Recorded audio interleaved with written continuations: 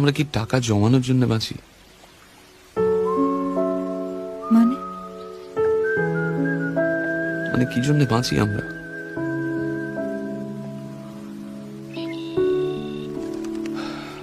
একদিন আরো বয়স হবে, হাতের মতো মুখের উপরেও নানা রেখার কাটাকুটি খেলা চলবে। তখন অনেক টাকা থাকলেও বেড়াতে যেতে পারবো না, দামি আইপ্যাড থাকলেও ট্রাভেলগ লিখতে পারবো না, সোনায় বাঁধানো গিটারে একটা ভালো প্রোগ্রেশন খেলবে না, একটা জঙ্গলে আর ক্যামেরা নিয়ে চুপচাপ বসে থাকতে পারবো না। কখন একটা কমন গ্রিন ম্যাকপাই কাঁধে মাথায় এসে বসবে, এসব কাকে বলবো তখন? এ দুঃখ কে নেবে?